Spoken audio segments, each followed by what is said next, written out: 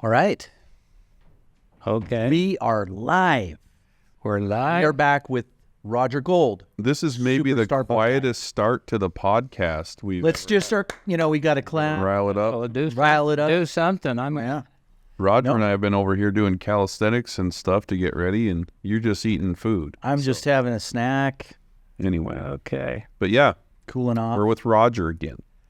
Well, I appreciate the opportunity to be with you here today and to talk a little bit about my favorite subjects, and that's the role of science in fishing. Hey, Roger, will you remind people what your background is real quick so that they... Sure. I'm an entomologist and have been one for about 60 years altogether. I went to the University of Utah originally to become a dentist, and then I didn't like that concept. And so I ended up going to Berkeley, where I have a PhD in entomology. And the study of entomology are insects and spiders and other related organisms. It's been quite a ride, and I love the concepts of science and finding new things or explaining things that I see. Yeah. And some of those we'll be talking about today. Awesome. And you taught at Texas A&M and... Well, my first position was at the University of Arizona, then the University of Nebraska, and then the last 30 years I was at Texas A&M University in College Station, Texas. And we love that part of our life. That's awesome. And now we live in Heber, Utah, which is one of the most beautiful places that we've ever lived. And we feel right at home now. That's awesome. And the only reason I want to go over that is because, you hear a lot of wives' tales about the things we're going to talk about right now, but this is science, right? This is not just made up, my buddy said this, or my uncle swears that... Or it's not like the sturgeon that live at the bottom of the dam and eat the welders. That one. I think that These aren't wives' tales. So anyway, Roger is freaking legit. That's my resume. I for don't, you. you know what? Two podcasts I have no idea how to respond to that. It's a good thing, Roger. It's a good thing. But your first two podcasts were some of our most popular ones, probably had the most feedback, obviously because people like bugs, and you know a lot about bugs. Okay. Anyway, Well, what's the angle that we're going to take on angling with insects today?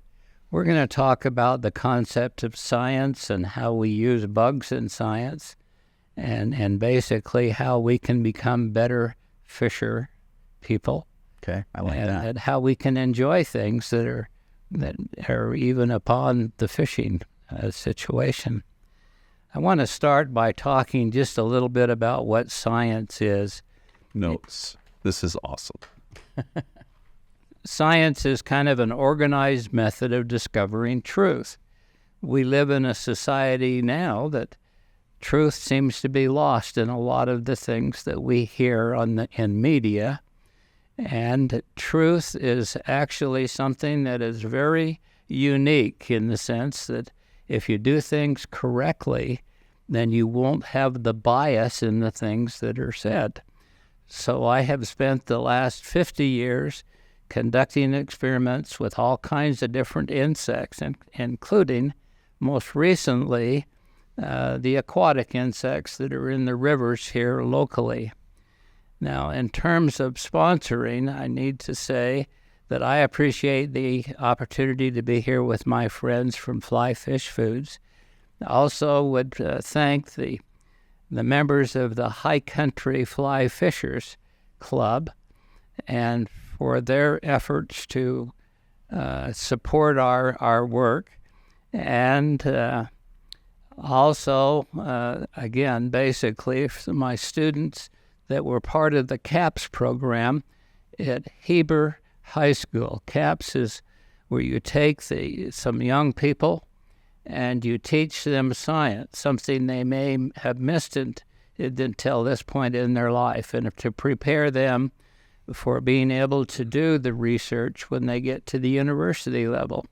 And that's been one of the funnest things that I've done in many, many years. I was able to participate one of the winter days that we were getting bugs for that.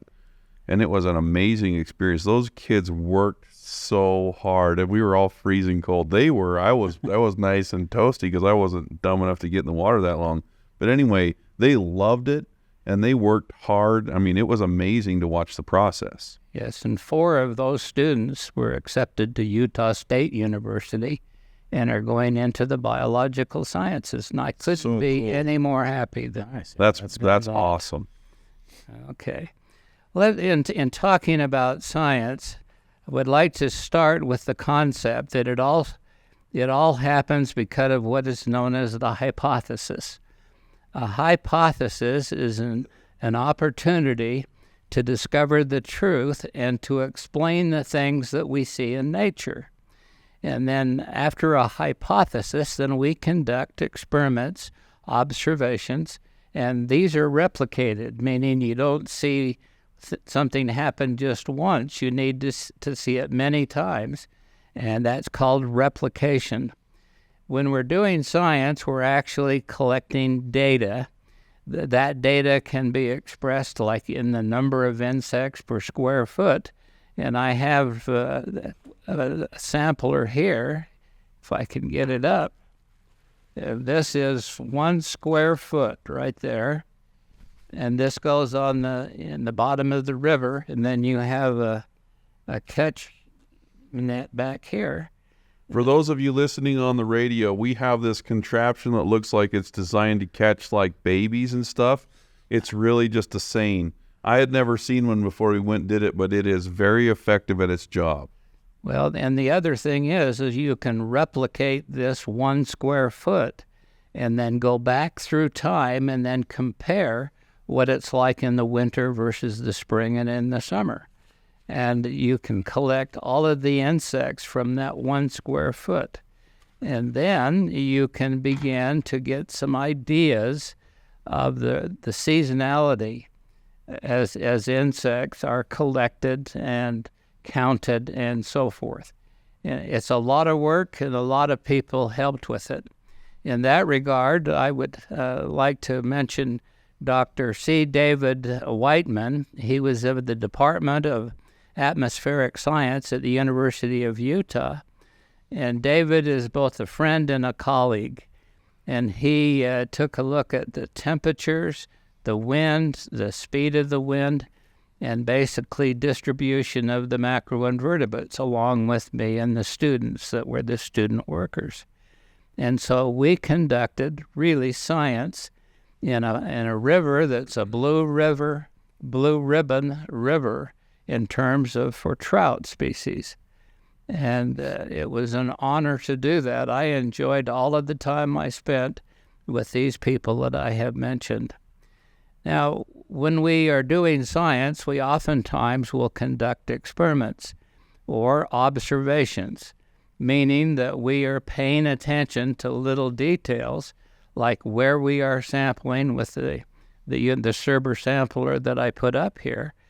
And then you have 1 square foot, and it might surprise you that from 1 square foot on many occasions we would have well over 100 different insects of different species. And we began to understand then the colonization situation. And we also were very pleased to be able to define how long it takes for the river in 1 square foot to heal, where it becomes, again, the insects will come back in there to what is known as a niche, and they will occupy that niche. There's a saying in science that no niche goes unoccupied through time. So if all of the requirements to survive are in that area will be colonized by the insects that have the very fast cycles. As an example of this, the diptera, which are the midges and mosquitoes, and it's a very large order. But within 3 weeks, we see that those insects are back where we had taken all of the insects out of that area. And you're tracking this with GPS coordinates, exactly that square foot We sector. are. right? That's awesome. And we do that for the length of the river, which is about a little over 10 miles, and we have 15 sampling sites that we go back repeatedly. So that's where this replication goes. Yeah, that makes a lot of sense. And so when things are disturbed, we see the populations go down. If the temperatures change on occasion, then we see the populations go down. And of all things you can imagine, due to urbanization, the runoff waters from the subdivisions and so forth that are going in very rapidly in Heber area, that there are some toxic chemicals that also get into the river. And they have a massive effect on the survival of the insects that are part of the pyramid of food that the fish rely on. You know, our goal with the particular research we're discussing today is to do anything that we can to favor the fish, particularly the species that are considered to be state protected and so forth. So we want to make sure that we have this resource for my grandchildren and others that come into fishing. It's an honorable hobby. The people you interact with are good people, and that's not always the case in the world today. So find a fishing buddy and get out there and enjoy some of the things that I've been able to do in my life. Now, when we collect data, one of the real challenges is that many times that we would have several hundred insects in 1 square foot. And that sample has to be taken back to the laboratory where we work under magnifiers, and we separate those aquatic insects. Aquatic obviously meaning water, or those that are in the stream itself. The insects are primarily over the rocks and even the debris that's in the river. And by magnifying them, we're able to divide them into the orders to which they have been assigned by the taxonomist. And we make some conclusions. One of them is that some of the fastest in terms of growth and recolonization are the diptera. And so within just a week or two, you begin to see a space that we caused vacation. They vacated it, and we moved them. They'll be back because the insects are constantly flowing downstream. And so by going downstream, we're reestablishing this. One of the other things that I just mentioned right now is that my colleague that I introduced to you briefly, David Whiteman, he was looking at temperatures. We had temperature sensors all the way along that river, and we could look at the differences in temperatures with the seasons, and temperature turns out to be really important, not surprising at all, because insects are cold-blooded in the sense that they get their temperature from their environment. And there's a long terminology for that we'll talk about it again in just a few minutes. But again, it is just so interesting to see how different species live together. And when you get into diptera, which is one of the larger type order, there are hundreds of species of different species of the diptera. The largest order in science that the taxonomists recognize are beetles. As you can imagine, there are 270,000 species of beetles.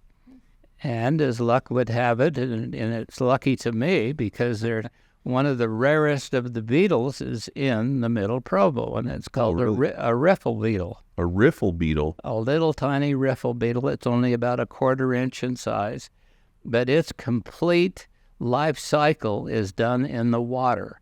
So the eggs are laid in the water, the immatures, which are called nymphs, and the pupa case, and then the adult beetles all live in water, and that's very rare. Mm-hmm. And so, it's a fun thing when you can How did you identify that? Yeah, that'd be did like- you know immediately that you had something cool when you found the first one, or like how did that come to be? Well, again, we have all of these insects that we've looked at through the magnifiers, and we knew it wasn't one of the other orders like a mayfly or a stonefly, and it looks like a beetle. And we keyed it out with, there are, in books like the one I have displayed here, it tells you what the characteristics are, and you just follow the steps, and you will tell you which insect order that it's in, and a common name, and it's called a riffle beetle. That's so cool. That's pretty cool. That's insane. I had no idea that even existed. Riffle beetle. There you have it. You know, Very the unique. name written out is quite a bit larger than the beetle itself. Oh yeah. So that's one of the fun things that we discovered. One of the other things that Dr. Whiteman was doing is looking at the direction of the winds. And wind is very important to reestablishing insects, if you can imagine, in the river. For example, when mayflies and stoneflies and riffle beetles, which they do fly, when they are caught in the wind on this particular section of the Middle Provo, it flows during the daytime downstream, and at night it blows upstream. And so the insects that are emerging as part of their life cycle will be blown upstream at night, and they settle into the river up there, and that reestablishes the beetles up there and so forth. If you're looking for the most insects, you would look downstream, because most of them are fairly small, and they are pushed by the water movement going downstream. Dr. Whiteman also looked at the temperatures, and it's rather amazing to me that up at the dam where this water comes out, a temperature normally is, let's say, 37 degrees. Downstream, if it gets above 65 or in that range, the insects and the fish don't do well at all. The fish are put at risk. And so we need to look at the concept of how we're going to work with the environment and try to figure out what we can change to favor a given species or a group of animals, be it insects or the fish themselves. Now, for fish to survive, they have to have food. And the primary food that fish utilize as to gain their strength and their energy and so forth are what are called macroinvertebrate insects. Macro just means that they're large enough to see with your eyes, and some of them are barely you can see with your eyes. But you always tell me, Cheech, you got to fish smaller. You got to fish smaller. You got to fish smaller. Yeah, that's good. I'm glad you remember that. Yeah, we've looked at basically at fish stomachs, and we compare what's in the fish chose out of the population, and compare it back to what was on the bottom and so forth. And what we would call it, they're disruptive feeders. So the next time you see fish working in a stream or a reservoir, you'll see them go down and turn on their side, and I've heard people saying they have parasites. That's not at all. They're feeding. They're disturbing as much of that bottom as they can, and then they will flow downstream and intercept that food bloom that comes down. And again, this is a type of a behavior. It's genetically originally in there, but to see them work it is amazing. And these are the big ones, the big fish that are there to feed, and we hope they just get bigger. I mean, it is the point. Okay, some of the other things I want to at least talk to you is that when you're doing science, we draw a conclusion. And this is based on the facts that we see. There's no politics. You're taking a sample. You're being honest in how you count. You can't just make a wild-ass guess here. It's called a swag. This, You want to know how many are there, because that becomes an important database for if something happens with the river, like there was a contamination or so forth, when it happens fairly frequently. Or in our case, as you go downstream, we have livestock that utilize the river to drink and to wallow in. And as you would expect, that we have different kinds of insects that are down there because of the high nutrition associated with manure and so forth. That's cool. It is cool. Grow salmon flies, have cows poop in your river. Got it. Well, we're trying to keep them out, so we don't want to see that go much further. You already started that business idea. Stop okay. it. Now, there are some limitations to science, and that kind of surprises people. But we must avoid all bias in testing and the conclusions that we draw. I would try to give you an idea here without speaking against any specific group. But when our young people at the high school were reporting to their parents, one of the parents got very irate with me and said, "Why are you teaching my son that new construction and so forth is bad for the river? It's not."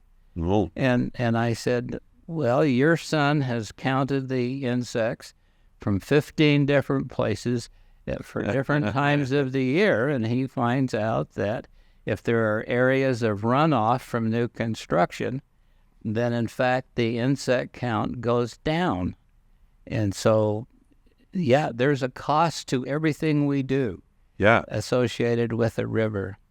We must avoid bias in testing and conclusions.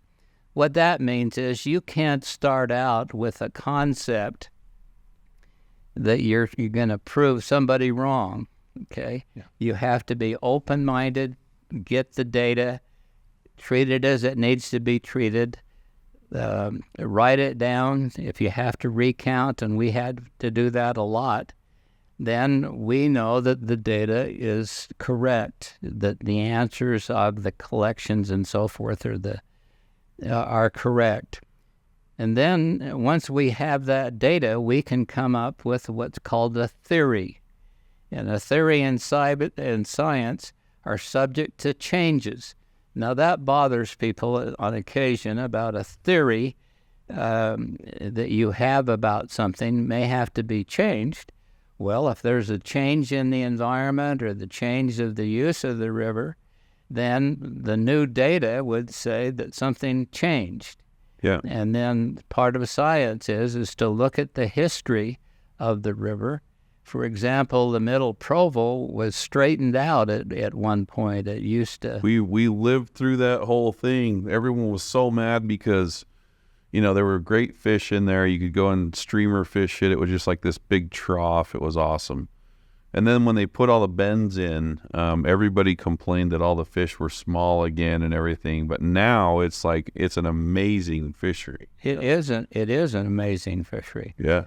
But another thing I'd like to just take a minute on, because I like it, and that's okay. Part of my fun. The history of science goes back. Al-Hazen, who was a Muslim, a very bright man who was interested in biology. And he is the one that talked about reasoning after you've looked at your data or the information. And he talked about inductive and deductive reasoning. Inductive reasoning means that you look at all of the data that's out there, but you have to be careful. If you don't have enough data, you shouldn't be making strong statements about that, okay? And so example that's given in theory classes is that you have a cat that's yellow and it meows very loud. And then you say then every cat that I see that is yellow will meow very loud. In other words, you drew the wrong conclusion. Yeah.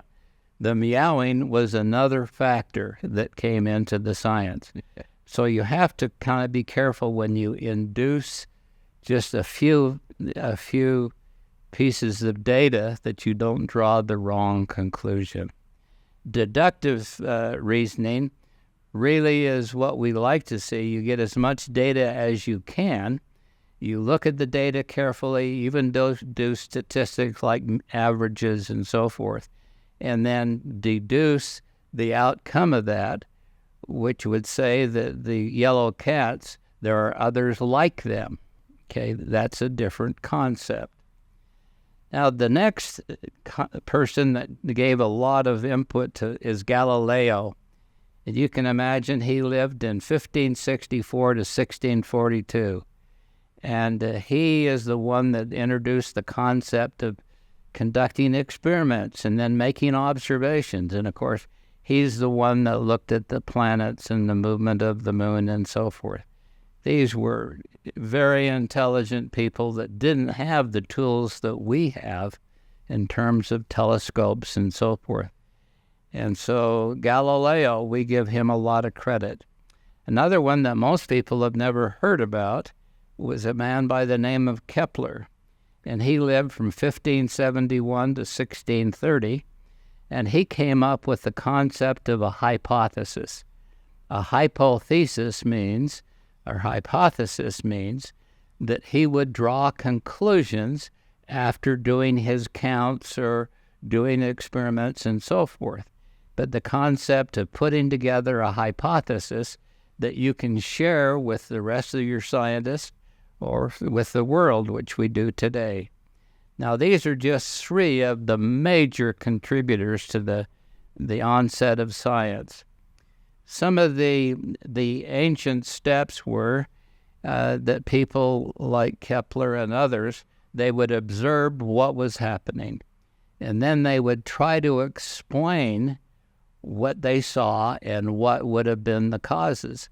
We think about it in it maybe seems really simple, but when you look and it's raining, oftentimes there will be clouds, right, associated with that. And when it's sunny, it's not often that you get rain. So you might have a hypothesis that the rain or the tell of the rain coming is based on clouds. Well, we know now, because we have all kinds of tools and so forth and observations that are made, that there is a relationship between the clouds being there and in the rain. Okay? We conjecture as in an experiment in explaining things that we see. One of the most famous questions that are ever asked when you take a class in the theories of science is, why is the sky blue? Well, we know that the sky isn't blue every day, all day long, and so there are things that are happening there. Well, believe it or not, people actually came up with the concepts of reflection eventually and so forth.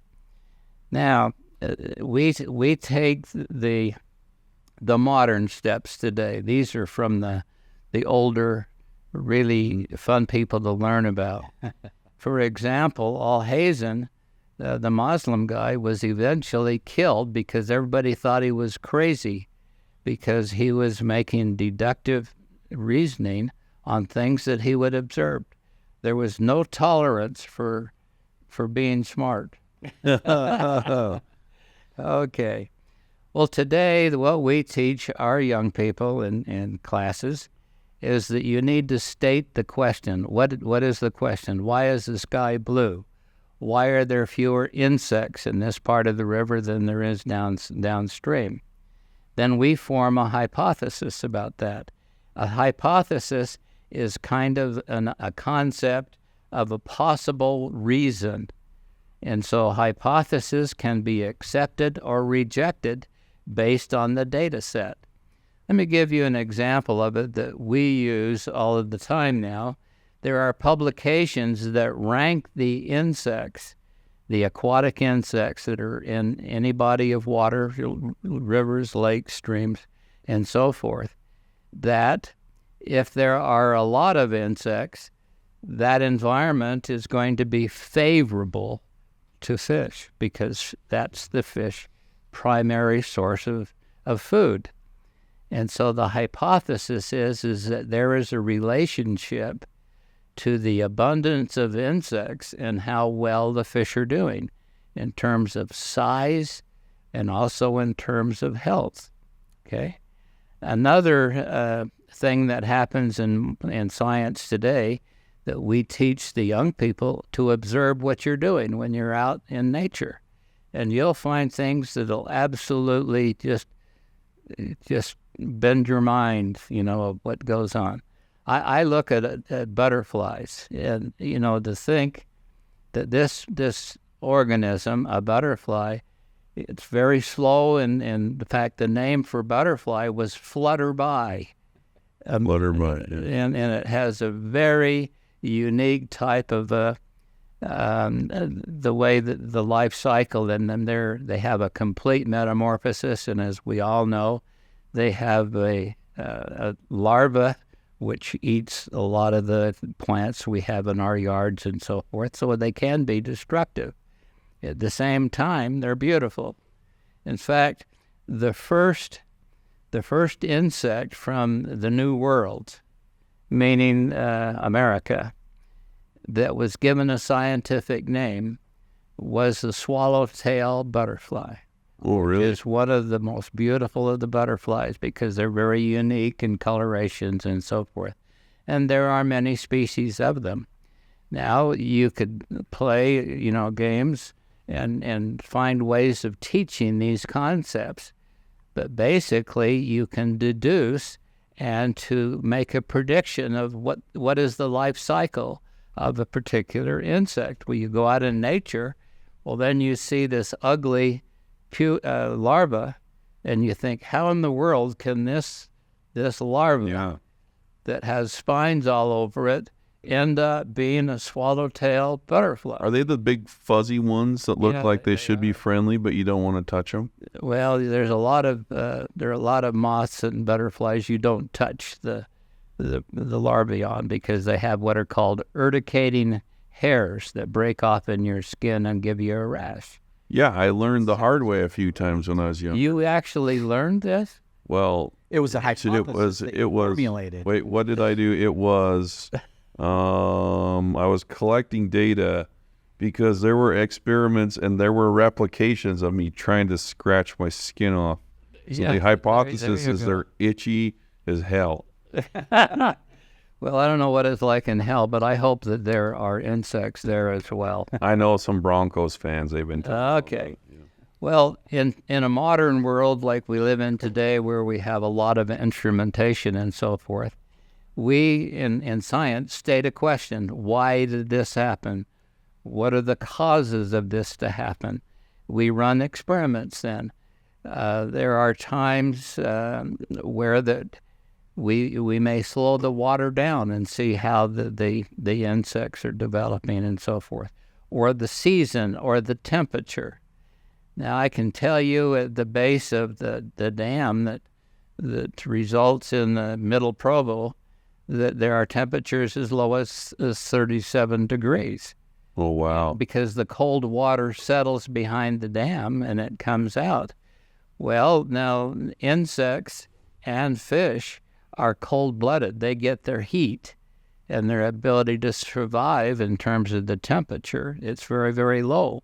And insects and fish and other cold-blooded animals, they slow down when things get cold, is the point. So everything kind of comes to a halt when it's very, very cold. Okay. The next concept is to gather information or experiments, do collections like I expect. I told you, when we take our collections, we take the temperature of the water, temperature of the air. We take a reading and be able to measure the flow of the water past the site. And all of these things with the tools we have today are actually pretty easy to do.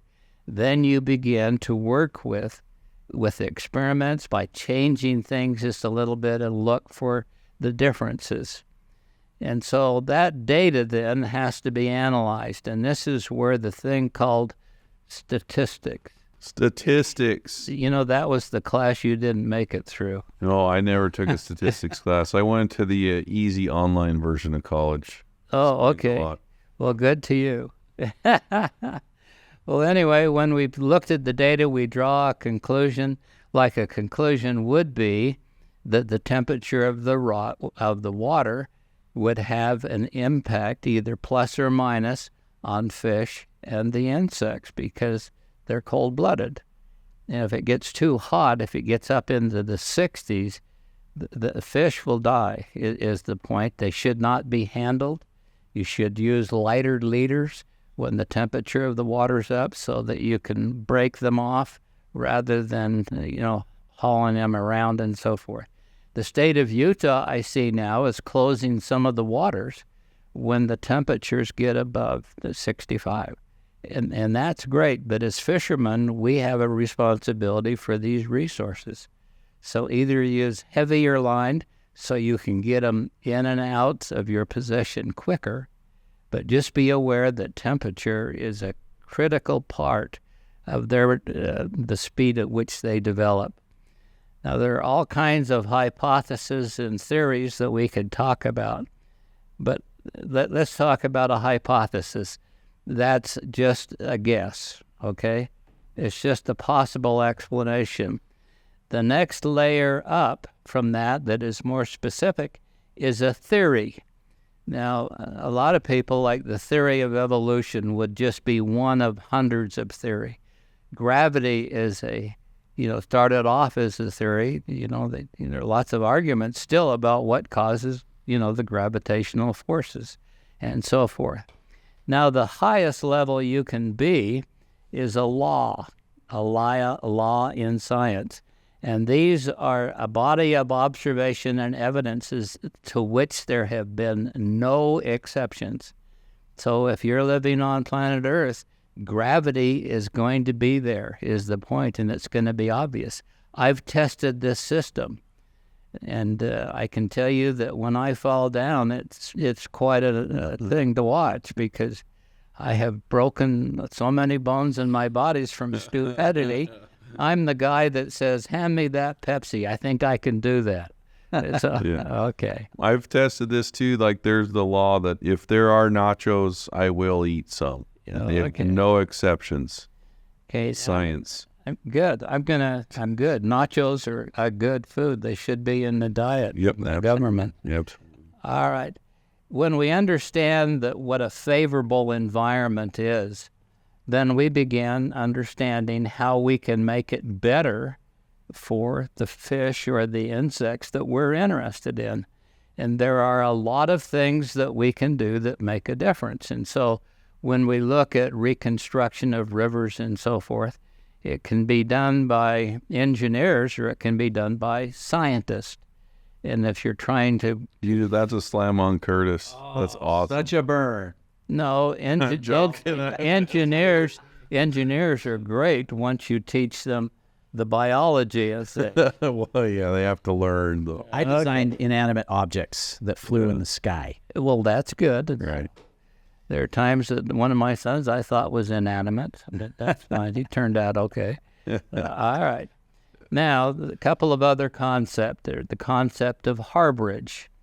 Almost all organisms need to be able to get out of situations that are dangerous for them. Our harborage is our home or our cave, whatever it might be. But all life forms, insects and fish and so forth, have to have a way to get out of the weather if it's too hot or too cold. And so they move around. Well, as fishers, working in streams, look for the cold areas in the streams. We now have thermometers that are very inexpensive that you can take a temperature reading. The fish are going to favor the colder areas. And why that's important is because there's more oxygen in the water where it's colder. And so oxygen is one of the things we have to have. All organisms, animal organisms in particular, have to have oxygen in order to survive. These are called the requisites for life. There's water and a favorable temperature. Now, a favorable environment, if you can imagine, if it's too hot or too cold or too wet or too dry, that puts pressure on a population of any animals, deer to pollywogs, whatever it might be. And that's what a lot of science goes into, is what are the tolerances that we have for physical things that happen in our environment, temperature being one of them. And so we need to be aware of the fact of keeping, if we're going to have trout, we need to have the temperatures that are below the 60s is the fact, because cold water favors the insects as well as the trout. One of the really interesting thing to me about insects and cold, that there are groups of insects that have the ability to make glycol, which is antifreeze. And so they literally, it circulates in their body and they do not freeze. And, Okay, you're dropping bombs now, Roger. Where do these things live? Well, they live in cold, how about alpine lakes where they're just barely above freezing. That's awesome. No, it is awesome, except that some of the mosquitoes are this way. That's like next. Then when they level, bite you, right? they inject you with antifreeze and give you like Spider-Man powers. If they could. Next one that bites me, I'm just going to drink up, dude, and respect. I didn't realize that you're literally an air conditioner. That's another So life. the hypothesis is get bit by mosquitoes, become impervious to cold. I wouldn't go there. The most dangerous animal on planet Earth is a mosquito. Very true. More people in the world die of yellow fever and malaria and so forth. 2024 that we're in, they're still dying, is the point. We've made inroads into it, but we really need vaccinations and so forth and they have to be inexpensive so that they can be used in parts of the world. Boy, I got down into medical entomology there. That's another of my love. Okay, so harborage we talked about. They have to have others of the same species. Now, when it comes homies to hang out with. Yeah, well, And some girls too. Probably. Well, there's one called mating that is really important. I didn't make it to the 5th grade, so The 5th grade. so I'm out. And we're not going to discuss this any further. Okay, yeah, don't. But the point being is that fish have sexual reproduction. Most people don't think of it this way, but the gametes, the male and the female, are separated.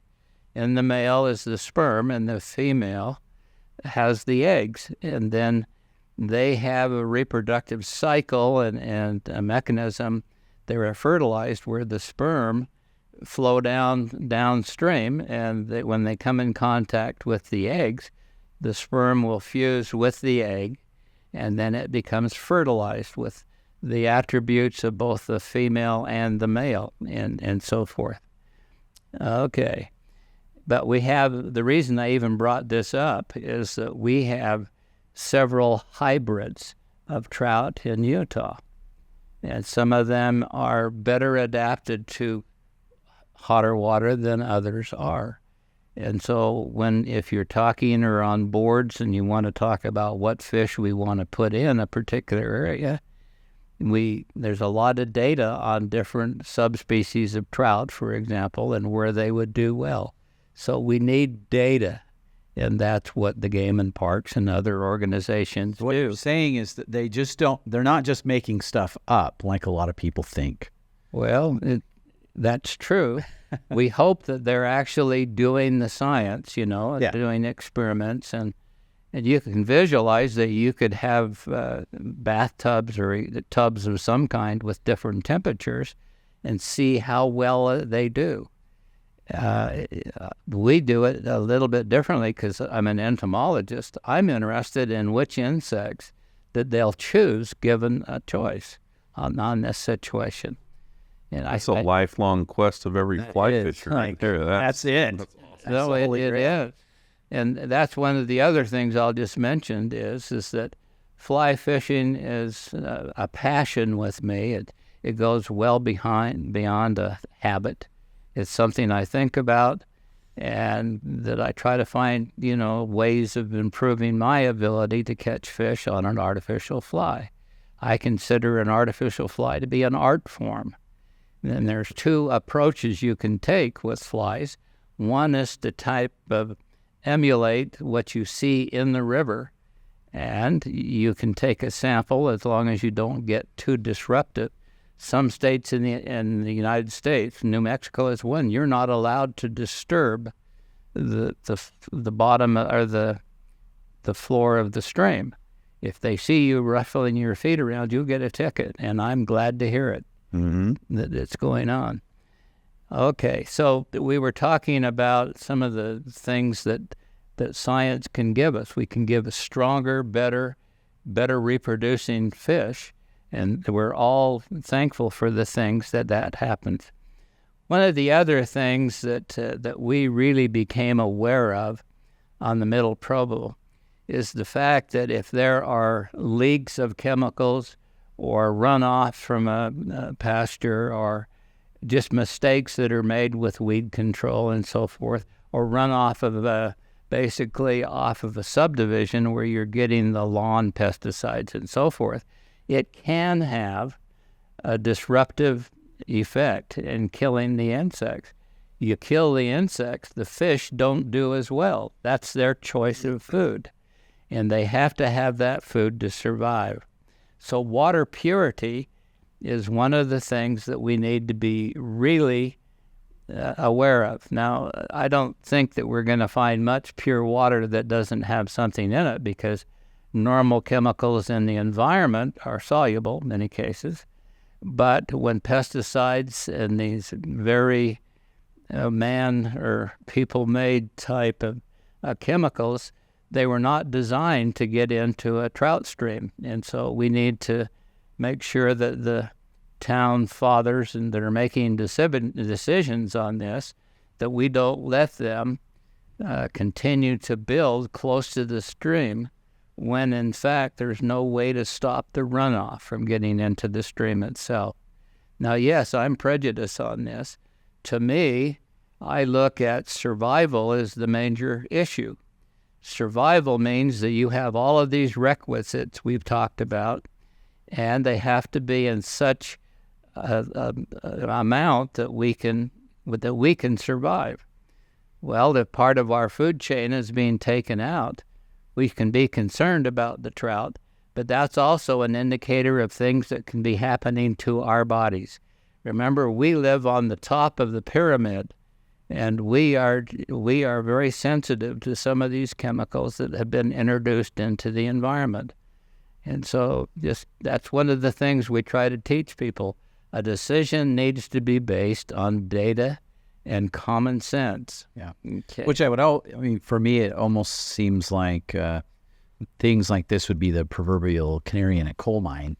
Yes. Because you would think, well, what does the water temperature, or what does a few pollutants that run off into a river have to do with, how are they going to affect me? Well, I mean, if you don't draw the line somewhere, then good luck. You need to draw the line very soon. Yes. When you see that things are dying there, when birds are dying or fishing dying, that means that water probably that's in a stream is feeding an aquifer that we're probably using as our domestic water source. And so I don't mean to get anybody upset or scare them. It's just that... Well, the reason you say that is because of scientific experiments. You've seen... We have taken samples every month for a year and take them down to an independent laboratory that doesn't have a dog in the fight. And we don't tell them even where the locations are.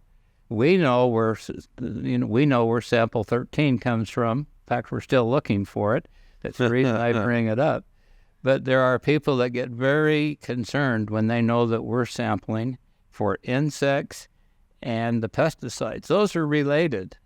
If the insects are killed, and they're much more sensitive, we'll say, than vertebrate animals, then we've got to be concerned for our own health, is the point. Well, We've got about 5 to 7 minutes left. Okay. Thing here, but All right. Well, let me talk. I'll stop after this statement. I want to talk about metamorphosis. Metamorphosis is how we grow. As we get bigger or as we reach puberty, which is reproduction. Reproduction, too, is a critical part of biology, as I think that we understand, that if fish are not reproducing, there's something missing from their environment, and it could be chemical, it could be they're not getting enough nutrition from the insects. There's something wrong, is the point. The other thing, I saw some reports recently about chemicals that are getting into the river from areas that they're treating the sewage.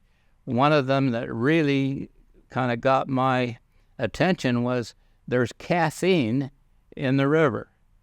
That's you drink it at home, you use the restroom, and they take it down to the water treatment plants, and it's one of the ones that can go through. Whoa, caffeine can get through. Oh, yes. so I'm just drinking river water from here on out. They're drinking There you go. So don't drink the water. that Giardia, at least it comes with a little buzz. Okay. I'm in the bathroom, but I'm stoked, bro. Okay. Let me kind of summarize the things I was hoping to say. Number one is that if we want specific species of animals, then we need to find out what their needs are, and then we need to preserve those needs. And in the case of a ritterer, if you want a fish population, you need macroinvertebrates because they make up a large part of their diet.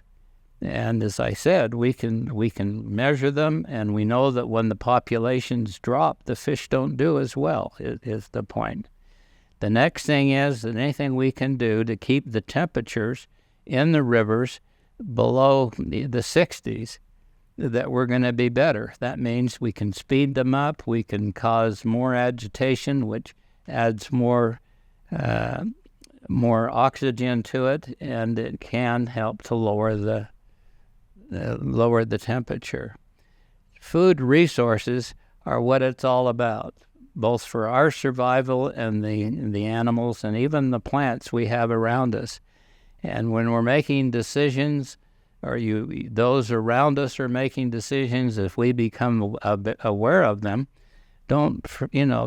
please speak up, because a lot of this is just common sense, but may not be common done. Okay, Yeah, that's a big difference. Yeah. we want common sense to prevail, and if you can get scientists involved that are taking samples and drawing conclusions that pass the test of being a good set of data, then we need to applaud them, not to ridicule them. I have been in meetings where I have been ridiculed just for the fact that we're looking at things like the chemicals in the river or the insects or the temperatures. Yeah. And so if we're going to make it on this planet, we got to pay attention. We got to pay attention and look at the indicators that are around us.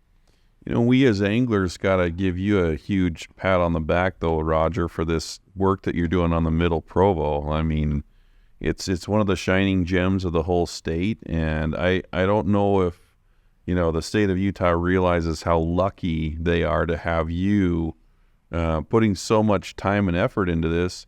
Even though you're not quite as fast as you used to be, you can still beat me in a foot race. But I doubt that.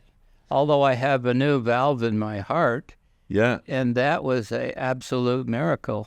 Yeah. Now I'll have to die from something else. I hope it's with a pair of waders on. Again, I want to recognize that Dr. Whiteman and all of the work he did with temperatures and and currents and so forth. He's an outstanding scientist that now retired from the University of Utah in meteorology. He's fun to talk to, and he's an avid fly fisherman. You might have Well, to, maybe next time we bring him on. Yeah. And we You have would love to see his work. He's got publications out now that deal with the river itself. That's so cool. That's great. And it is cool because he is recognized for his unbiased collection of data and drawing conclusions that pass the test of not being biased. That's awesome. That's some real power that's behind what you're doing, Roger. Anyway, yeah, thanks again. Well, thank you. We'll have you back. You know, think of the next topic and we'll get it planned. Oh, I was going to talk about moon phases. Do you want me to finish that? Let's do it. Moon phases. Okay. If you stayed to the end, this is the bonus. Yeah, content. you might have missed this, but a lot of talk, and they call them wives' tales, and that's not really appropriate anymore. But people get these ideas about that the fishing is bad on a full moon. Well, the full moon is basically it exercises more pull on water. We call them tides. And when you have a full moon, the fish can feel that, and other wildlife can feel it. And as some of you would know, the crime rate goes up with a full moon. I watched Teen Wolf. I know how it works. Okay, that's true too. But the point being is that entomologically, when there's a full moon, the insects will leave the stream as adults, and they fly to the moon, and they don't get back to lay their eggs. Whoa, that's a mind blower. That's a mind blower. That explains a lot. They just fly up. They keep flying up. Hey guys, look, there's a big light. Let's go. Exactly. They're going to the light. And that's been thought about for many, many years, but you don't hear many people talking about the attraction of light. Yeah. And there's a huge ball of light out there. And think about this, this is a statement that Roger's making after an hour-long discussion on what science is. So it's not just something that's made up, right? It had to be proven. It has been proven. We actually did this work when I was working in other states about the spread of insects that were harmful to corn and soybeans and so forth. On a full moon, they spread from the neighbors into your plots because they're trying to fly so far, and then they tucker out. So we're saying like a spinner fall. If you're experiencing a spinner fall in an evening, and it's a full moon, you may not see as strong because those guys are out chasing the moon. What about flying ants in the high mountain lakes getting way up higher than they should be in elevations that they shouldn't be? Man, coming back down the next day. Okay, the other one are low. Welcome, people. This is why we bring Roger on. The other thing is low pressure. Low pressure is we understand that at low pressure is there's a storm coming. Sure. And I think if you're a deer hunter or hunting higher animals, the point being is that they're not active when there's a low pressure. Well, I just got it backwards. They'll start to feed because they sense that something is wrong, and there may be a while before they eat again. And so if you just kind of fish, or are you talking the insects? Well, fish, deer, and so. We were talking low pressure. When the low pressure arrives, the insects, the fish start to feed. The low pressure is sensed by wildlife, particularly the larger wildlife, deers and elk and so forth. And in some cases, it's been shown that they will start to feed because they get the feeling of that there may not be able to, there's something wrong. Right, like, we better stop. I know because I have a lot of metal in my body from stupidity, bursts of stupidity, that I know when the weather's going to change because the metal that I have, it hurts. I got a weather system coming to my body next month. It's going to be excellent. We wish you well, but you'll know you'll know what the weather's going to be before they do on Channel 5. You know, the funny thing is, I learned this in Argentina, and I see it still here. But anytime you're around and you see spiders scurrying around, the rain's coming. Yep. Right. And so even the other day we were cleaning out the backyard, we saw spiders more than normal. And I said, must be rain coming in. We look up and it's bluebird skies. And sure enough, 2 hours later, boom, we get a thunderstorm in the evening. So super cool. Even small organisms on planet Earth, spiders and insects included, they are sensitive to these changes in climate. And so just be aware of it. Yeah. A lot of So people cool. that in Texas won't take clients out fishing on a full moon.